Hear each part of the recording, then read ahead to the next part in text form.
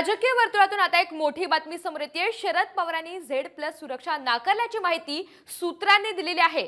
सुरक्षेची आवश्यकता नसल्याचं पवारांनी अधिकाऱ्यांना सांगितलेलं आहे, अशी माहिती सुद्धा सूत्रांनी दिली आहे।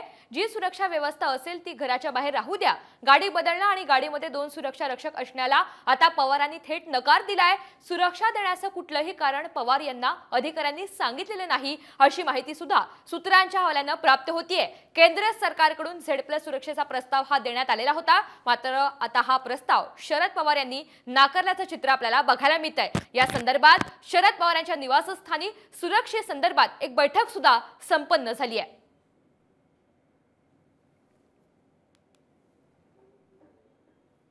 प्रतिनिधी प्रमोद जगताप आपल्याला अधिकची माहिती देतात। प्रमोद, शरद पवारांनी झेड+ सुरक्षा नाकारल्याचं समजतंय, अधिकचे काय अपडेट आहे?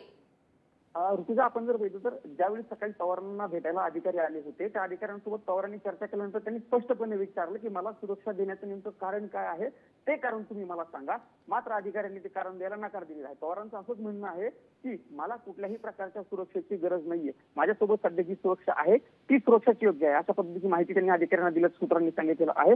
सोबत अधिकाऱ्यांनी घराचा जो परिसर आहे त्या परिसराची देखील पाहणी केली आहे। दिल्लीतील जे त्यांचं 6 जनपद निवासस्थान आहे त्या निवासस्थानाची पाहणी केली। अधिकाऱ्यांचं म्हणणं असेल सीपीडब्ल्यूचे अधिकारी असतील किंवा ट्रॅफिकचे अधिकारी असतील किंवा सीआरपीएफचे अधिकारी असतील, हे सगळे सोबत होते आणि त्यांचं म्हणणं आहे की घरातील बाहेरच्या ज्या भिंती आहेत त्या भिंती देखील वाढवाव्या लागतील आणि सुरक्षेच्या अनुषंगानं 40च्या आसपास जे कर्मचारी आहेत त्यामुळे शरद पवार यांनी झेड+ सुरक्षा नाकारलेली आहे, अशी माहिती सध्या सूत्रांच्या हवाल्यानं आपल्याला कळतेय। प्रमोद, धन्यवाद सविस्तर माहितीबद्दल।